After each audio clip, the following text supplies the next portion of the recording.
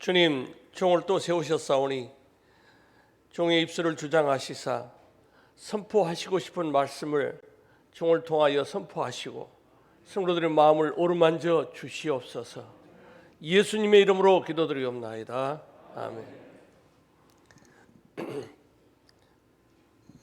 뒤에 잘 들려요? 예. 인간이란 무엇인가? 라는 질문은 인류 역사상 인간들 스스로가 인간에게 가장 많이 그리고 끊임없이 계속해서 던져졌던 그런 질문입니다. 이 질문에 대답하기 위해서 무단히 노력하던 가운데 발달된 학문이 있습니다. 그 학문이 철학이라고 하는 학문입니다. 그렇지만 인간이 무엇인가라는 질문에 대해서 아직까지도 그 철학이라는 학문이 많이 발달되었음에도 불구하고 아직도 명쾌한 대답을 내놓지 못했어요. 그러나 하나님의 말씀인 성경에는 이에 대해서 너무나도 분명하고 그리고 간단하고 명확하게 대답을 해주고 있습니다. 그 대답이 무엇일까요? 성경은 뭐라고 말씀하고 있을까요? 인간은 죄인이다. 이 한마디로 인간이 무엇인가를 정확하게 진단해 주고 있습니다. 로마서 3장 23절에 모든 사람이 죄를 범하였음에 하나님의 영광에 이르지 못하더니 라고 말씀합니다. 의인은 없나니 하나도 없다라고 말씀합니다. 인류 역사상 아담 이후로 태어난 모든 인간은 모두 다 뭐라고요? 죄인이다. 의인은 없는데 어느 정도 없다고요? 하나도 없다. 인간들이 아무리 착하게 산다 해도 아무리 노력한다고 해도 뭐라는 거예요? 인간은 죄인이다. 인간이 죄인이기 때문에 하나님을 제대로 알아보지 못하는 겁니다. 하나님을 바로 알면 비로소 인간들 스스로가 어떤 존재인 줄 알게 될 테인데 하나님을 바로 알지 못하기 때문에 인간들 스스로가 무엇인가를 찾아보고 애를 써보지만 그 상태에서는 정답이 나올 수가 있다는 거예요? 없다는 거예요? 없다는 겁니다. 그래서 인간들이 하는 모든 것들을 해보았던 전도자 솔로몬이 뭐라고 그랬습니까? 다 누려보았어요. 그 어느 누구보다도 불을 누려보았고 그 누구보다도 지혜로웠어요. 그렇죠? 그렇지만 결론이 뭐였습니까? 어제 저녁에 우리가 살펴보았던 대로 헛되더라는 거예요. 허무하더라는 겁니다. 그렇다면 인간들은 그 허무한 인생을 채워보려고 애를 쓰면서 생각해 내는 것이 어떻게 하면 영원한 생명을 찾아볼까? 영생을 생각하게 된 거예요. 그렇다면 영생은 또 어떻게 인간들이 생각하고 있는 것이 맞는 것일까? 하나님의 말씀인 영생은 뭘까? 요한복음 17장 3절에 영생에 대해서 말씀하고 있습니다. 같이 읽어볼까요? 영생은 곧 유일하신 참 하나님과 그가 보내신 자 예수 그리스도를 아는 것이니이다. 하나님과 그가 보내신 예수 그리스도를 제대로 아는 것이 뭐라고요? 영생이다 라고 선포합니다.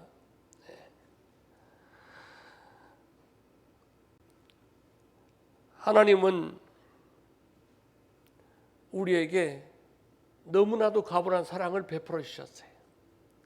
그대로 그대로 허무하게 끝나버릴 인생을 불쌍하게 여기셔서 정답을 가르쳐 주시는 거예요. 그 정답이 뭐라고요? 유일하신 참 하나님 그리고 그가 보내신 자 예수 그리스도를 아는 것이 영생이다. 이게 영생이야 라고 가르쳐 주신단 말이에요. 그래야 하나님과 관계가 이루어진다는 거예요. 하나님과의 관계가 바로 이루어지지 않는 한 영생이란 존재할 수가 있다는 겁니까? 없다는 겁니까? 없다는 겁니다. 하나님과 바른 관계에 들어가고 나서야 비로소 인간의 신분이 무엇인지를 깨닫게 되더라는 거예요. 내가 어떤 존재인지 그때야 비로소 알게 되더라는 겁니다.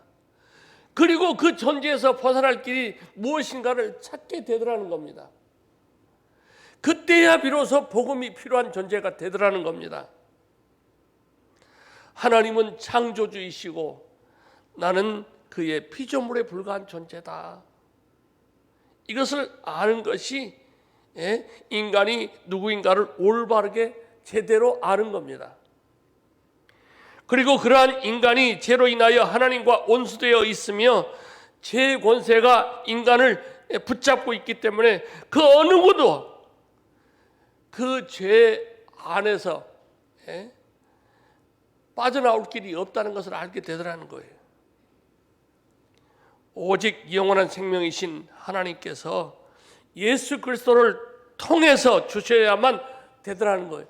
내가 해서 되는 것이 아니라 하나님이 주셔야만 된다는 것을 비로소 깨닫게 되더라는 겁니다. 그게 은혜입니다. 그렇지만 이미 죄로 인하여 스스로 하나님을 떠난 인간들은 자기들이 죄인이며 아무것도 아닌 자로 자처하고 겸손하게 주님 앞에 나오지를 못하는 거예요. 왜요? 죄와 허물로 죽어 있기 때문에 못 나오는 겁니다.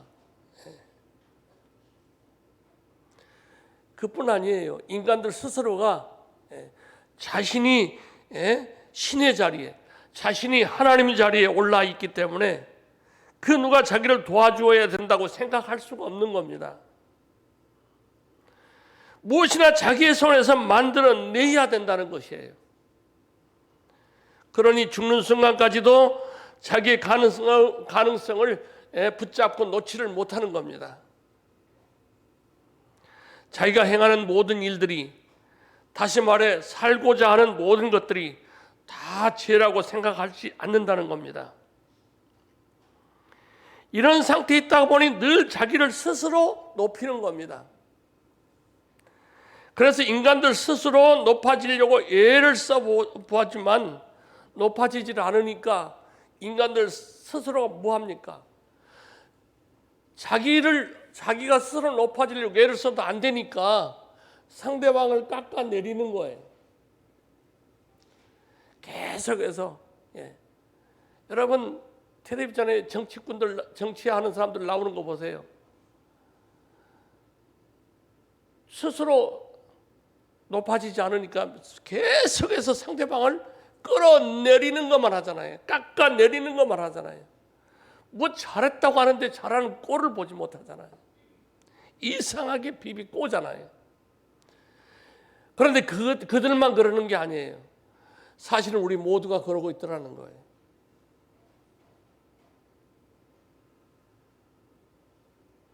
그러다가 누가 자존심을 조금만 건드리기라도 하면 견디질 못해요.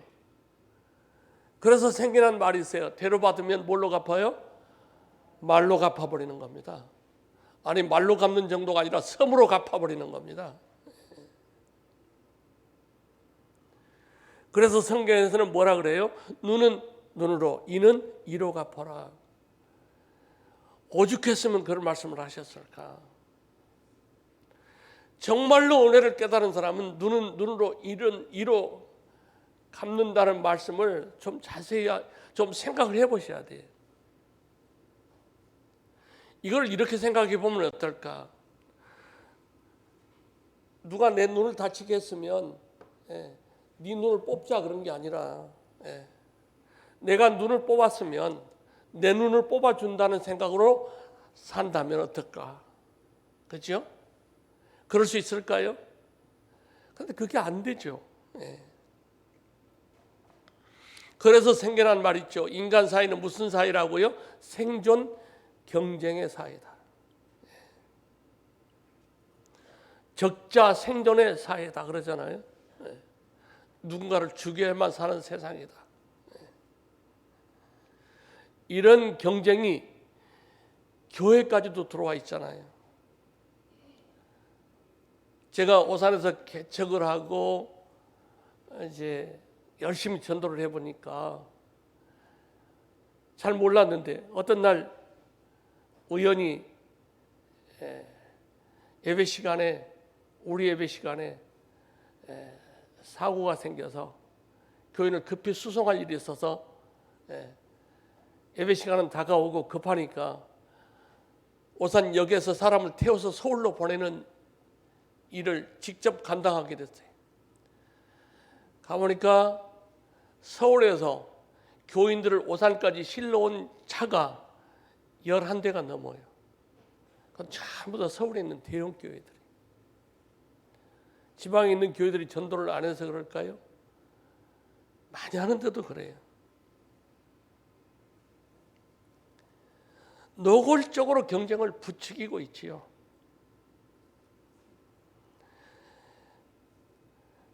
이런 세상에 누가 오셔야 인간의 실상이 다 드러날 수가 있고 치료될 수가 있을까? 여러분 사무엘상에 보면 그 유명한 다윗의 생애가 쭉 나오지요. 여러분 다윗 그러면 늘 생각나는 게 있죠. 뭐가 생각납니까? 골리앗을 죽인 모습이 떠오르지요. 그런데 전쟁에서 이기고 돌아오는 다윗을 향하여 사울이 죽인 자는 천천히요 다윗이 죽인 자는 만만이로다 하는 소리를 듣고 질투심에 눈이 멀어버린 사울이 다윗을 그때부터 죽이려고 쫓아다니기 시작하지요. 온 나라 온 군대를 동원해서 다윗 하나 죽이자고 쫓아다니지요. 엄청난 세월 동안 그렇게 쫓겨다닙니다. 누군가 나를 미워한다는 생각만 해도 가슴이 아플 텐데 죽이려고 온 국민을 동원해서 온 군대를 동원해서 쫓아다니는 그 사울, 다윗 생각할 때는 얼마나 철천지 원수겠어요. 얼마나 죽이고 싶겠어요. 그런데 다윗은 결정적으로 죽일 수 있는 기회가 2번씩이나 찾아오죠. 그렇지만 다윗은 그렇지 않습니다. 사울의 생명을 그냥 자기가 할 것도 없이 부하들에게 그냥 말도 할 것도 없어. 죽여. 그러면은 그냥 창을 들어서 냈다 꽂으면 죽을 수 있는 그런 절호의 찬스인데도 오히려 말리죠.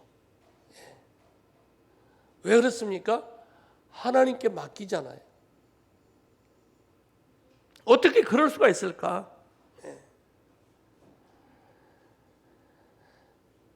성경을 보면 다윗은 자신을 뭐라고 하느냐면 죽은 개와 같고 뭐와 같고요? 죽은 개와 같고 벼룩과 같다라고 말합니다. 죽은 개와 같아서 복수 안 한대요. 자기 자신은 벼룩이 같아서 복수 안 한대요. 누구한테 맡긴다고요? 하나님 손에 다 맡긴다는 겁니다. 정말로 어떻게 다윗이 그런 말을 했을까? 정말 그랬을까? 성경에 보십시다. 24장 사무엘상 24장 14절입니다. 다 같이 읽어봅시다. 이스라엘 왕이 누구를 따라 나왔으며 누구의 뒤를 쫓나이까? 죽은 개나 벼룩을 쫓음이니이다. 여러분 죽은 개는 발로 차도 찍소리도 안 하지, 그죠? 왜 너 차? 그러지 않잖아요. 못 하잖아요. 죽었으니까. 벼룩이 하나 죽인다고 해서 벼룩이가 한거하겠어요?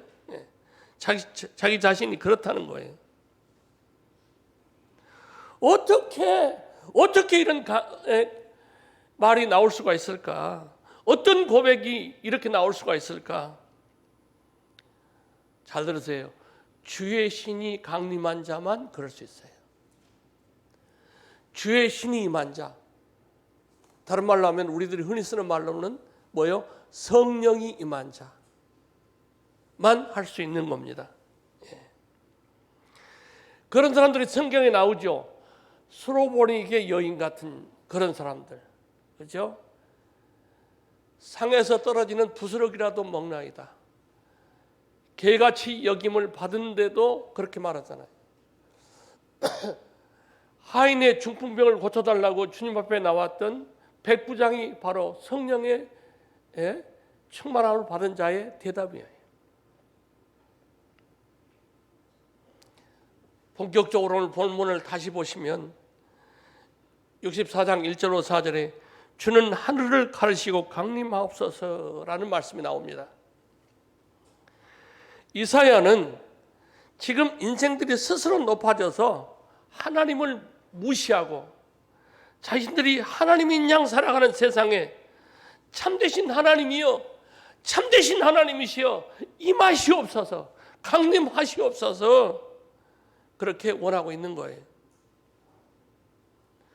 하늘에 계신 거룩하신 하나님께서 강림하시고 나면 인간들의 입술을 다 막아버릴 거라는 겁니다. 인간들 스스로 높아진 모든 것들을 다 쳐버리실 거라는 겁니다. 사실 하나님이 강림하시면 치실 필요도 없을 겁니다. 이미 하나님이 강림하시는 것 자체가 심판이 되기 때문입니다. 그런데 여러분, 우리 주님이 오시면 이 세상은 어떻게 되는 겁니까? 심판입니다. 그러나 우리에게는 뭐가 됩니까? 우리 주님으로부터 구원이 완성되는 겁니다. 이단들이 1992년도에도 얼마나 떠들어댔어요. 주님이 오신다고. 확실히 안 오실 것이 틀림없었는데도 계속 떠들어댔죠. 앞으로도 그런 사람들이 또 있을 거예요. 얼마든지 있을 거예요. 제가 경험한 것만 해도 여러 번이니까. 앞으로 오는 세대의 모든 사람들이 주님 날짜, 오신 날짜 정하고 미친 듯이 또 떠들어댈 거예요. 그러나 주님이 오시면 이 세상은 심판입니다. 끝장나는 거예요.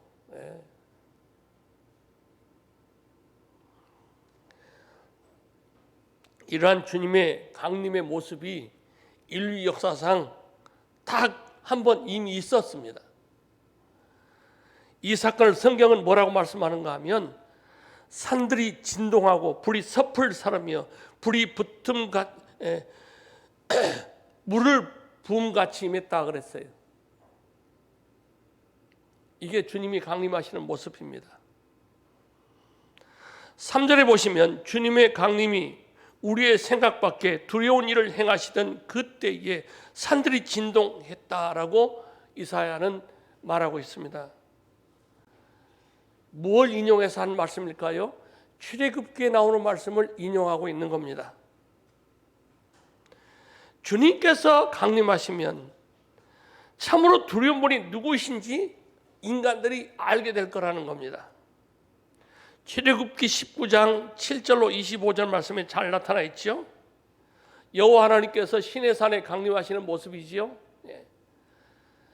온 산을 뒤덮는 불과 구름과 빽빽한 연기와 그렇죠? 엄청난 소리와 함께 임했어요. 한번 상상해 보세요. 온 산이 불붙고 온 산이 연기가 자욱하고 그리고 말할 수 없는 두려움이 임하는 그런 모습 말이에요. 요즘에 유튜브를 보니까 저는 집에 있으면서 유튜브를 많이 공부해요. 2011년 3월 11일 일본에 있었던 쓰나미 몰아치는 모습 보세요. 바닷물이 이렇게 서서 와서 막 덮쳐버리잖아요. 그걸 직접 목격한 사람들을 볼 때는 어땠을까요? 세상 끝나는 것처럼 보였을 거예요. 그런데 그것도 아무것도 아니라는 거예요. 그 정도는 아무것도 아니라는 거예요.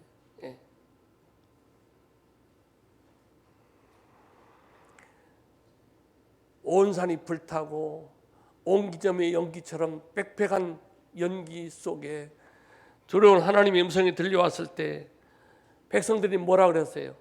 직접 하나님 말씀 들으면 우리가 죽을 것 같으니, 죽겠으니 모세 당신이 대신 하나님의 말씀 듣고 우리에게 전해 주옵소서 벌벌 떨면서 그렇게 말했어요.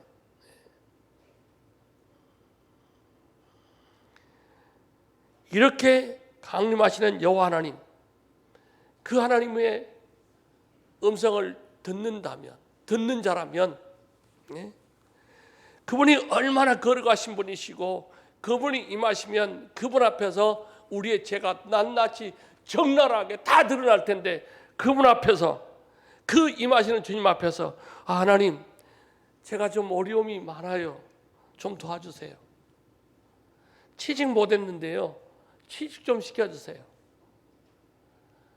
새해는 돈벼락 좀 맞게 해주세요. 건강하게 해주세요. 저 집이 없어서 전세살이 하고 있는데 집 좀 주세요. 우리 자식 공부 잘하게 해주세요. 그런 말 나오겠어요? 예? 나오겠냐고요, 여러분. 주님이 임하시는 그 앞에서 말입니다. 목사 같으면 사람 좀 많이 보내주세요. 멋진 예배당 좀 짓게 해주세요. 그런 말이 나오겠어요? 여러분, 나오겠습니까? 안 나오겠지요? 우리가 주님 앞에 아직도 세상에 보이는 것들이 보이고 그것들을 추구하고 있다면 제대로 주님 못 만난 거예요. 내가 주님 앞에 서 있지는 못하는 거예요. 지금 주님의 강림 앞에서 무슨 생각이 나겠어요? 큰일 났다, 죽었다, 이런 생각밖에 없지 않겠어요? 예? 그런데 그 주님의 임하심 앞에서 그래도 내가 예배를 잘 드렸는데, 새벽 기도도 안 빠지고 잘 나왔는데, 11조 떼먹지도 않았는데, 그런 생각 나겠어요? 그런 거 하나님 앞에 내세우겠냐고요?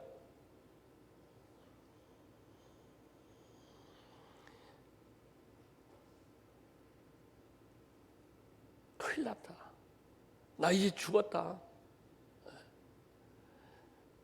그런 모습이지 않겠어요? 주님 불쌍히 여겨주세요, 그런 모습이어야 되지 않겠냐고요.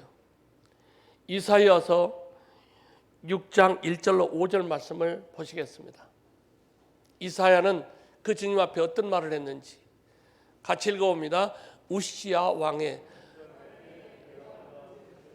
높이 들린 보좌에 앉으셨는데 그 옷자락은 성전에 가득하였고 스랍은 모셨었는데 각기 여섯 날개, 그 둘로는 그 얼굴을 가리었고 그 둘로는 그 발을 가리었고 그 둘로는 날며 서로 창화하여 가로되 거룩하다 거룩하다 거룩하다 만군의 여호와여, 그 영광이 온 땅에 충만하도다. 이같이 창원한 자의 소리로 인하여 문지방의 터가 요동하며 집에 연기가 충만한지라. 그때 내가 말하되 바로다, 나여 망하게 되었도다. 나는 입술이 부정한 사람이요 입술이 부정한 백성 중에 거하면서 만군의 여호와이신 왕을 배웠음이로다. 아멘. 아멘. 이사야가 성전에 갔다가 성전에 갔다 보니까 보통 성전이 아니더라는 거예요. 하나님의 영광이 임하신 거예요. 문지방이 흔들리고 연기가 가득한 겁니다.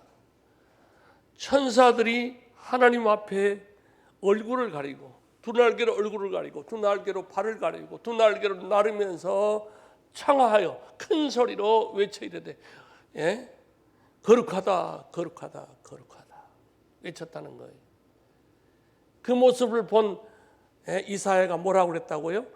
화로다, 나여 망하게 되었도다. 이 말은 뭐예요? 죽게 생겼다, 그런 말이에요.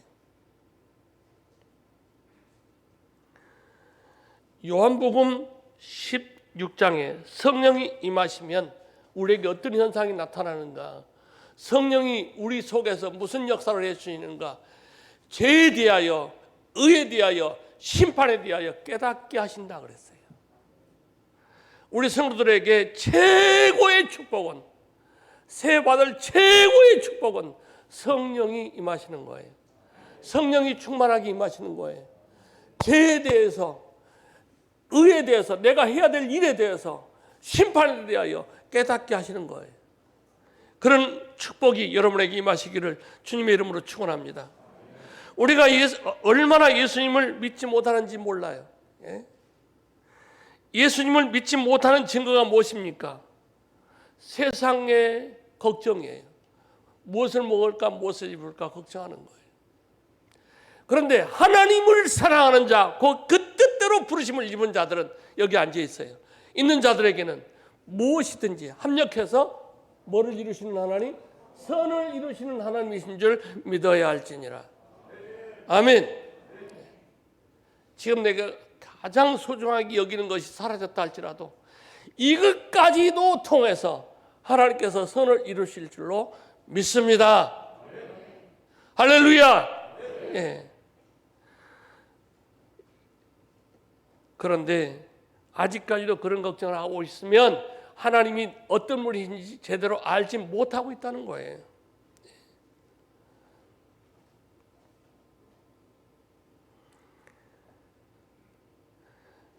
주의 강림하실 때에 어떤 일들이 벌어질까요?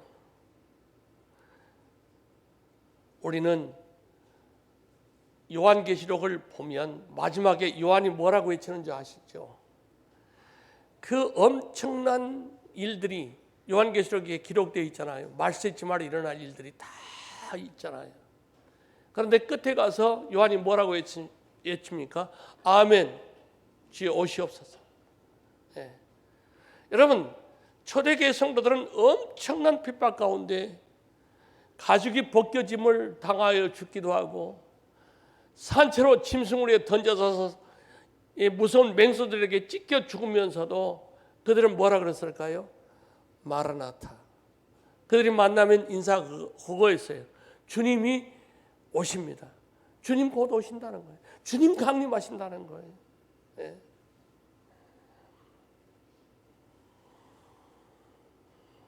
그래서 이사야서 64장 5절에 주님께서 기쁘시게 의를 행하는 자와 주의 길에서 주를 기억하는 자를 선대하시는 주님이시라고 선포하고 있습니다. 주님을 기억하는 자, 거룩하신 하나님, 강림하실 하나님을 기억하고 날마다 주를 두려워하고 주를 의지하고 주님만을 붙드시는 자들을 우리 하나님께서는 어떻게 하신다고요? 선대하신다. 선하게 대하신다. 하나님께서 선대하시면 끝나는 거예요, 여러분. 그렇지요? 네. 그러나 5절 하반절 보시면 우리가 범죄함으로 주께서 진노하셨사오며 이 현상이 오래되었사오니 우리가 어찌 구원을 얻으리이까. 지금 현실을 보니까 범죄하여 이러한 범죄란 종교 행위를 안 했다는 게 아니에요, 여러분. 하나님을 두려워하지 않고 하나님을 의지하지 않고 내가 뭔가 해보려고 하는 것들을 말하고 있는 겁니다. 그 마음 중심에 하나님 없이 제사를 드리는 안식일도 지키는 것, 이것도 아무 소용이 없더라는 거예요. 6절에서 우리는 다 부정한 자 같고 우리의 의는 다 더러운 옷 같으며 우리는 다 쇠폐함이 잎사귀 같다라고 고백을 합니다. 이런 고백이 늘 나오는 자만이 진정으로 주님을 만난 자예요. 계속 믿으면 믿을수록, 신앙이 들어가면 들어갈수록, 하나님의 말씀에 대해서 알면 알수록 우리는 두려울 수밖에 없어요. 얼마나 죄된 모습인지. 이런 죄인을 위하여, 이런 나를 위하여 예수님이 죽어주셨구나. 그래서 우리 성도들 입속에서는 계속해서 뭐만 나와야 돼요? 감사합니다. 지금 이 모습이 얼마나 감사한지 모르는 거예요, 여러분. 여러분 가끔 텔레비전에서 좋은 일하고 인터뷰하는 광경 나올 때에 저 사람 이 방송국에서는 그 좋은 일한 사람이 크리스찬인지 말하지 않습니다, 여러분. 그죠? 네. 그런데도 그 사람이 분명히 크리스찬인 것을 우리는 알 수가 있어요. 뭘 보면 알 수 있어요? 기껏 자기가 희생해서 좋은 일 많이 해놓고도 뭐라 그래요? 감사하대. 네. 왜 감사할까요? 자기를 통해서 그렇게 일하게 하신 하나님이 감사한 거예요. 내가 한 게 아니야. 성령이 내 안에 들어오셔서 그 일을 하게 하신 거예요. 그래서 감사한 거예요. 네. 그렇죠? 그게 바로 복 받은 자의 모습인 거예요, 여러분. 네. 내가 한 게 아니야. 뭔가 했다면 주님이 하신 거야, 내 안에서. 네. 이 사람이 성령 받은 사람이에요. 네. 이 사람이 구원받은 사람인 거예요. 네.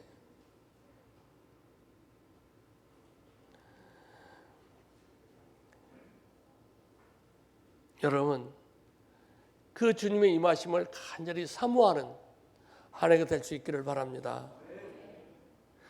이사야의 선지자에게 임하신 주님의 강림하심, 여러분 믿으십니까?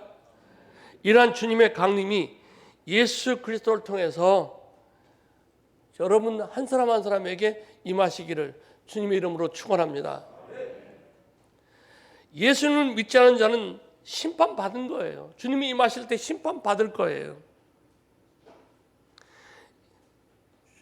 하나님께서 시내산에 임하신 것은 이제 다시 오실 주님 앞에서는 아무것도 아닐 거예요. 실로 엄청난 일들이 벌어질 거예요.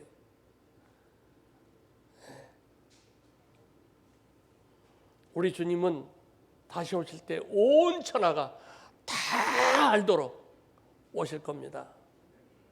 그때 저와 여러분은 다 같이 천국에서 만날 수 있기를 주님의 이름으로 축원합니다. 이 주님을 기다리는 성도라면 어떻게 살아야 될지 너무나도 분명한 거 아닙니까? 이제 새해가 됐지요. 제일 많이 듣는 인사가 뭡니까?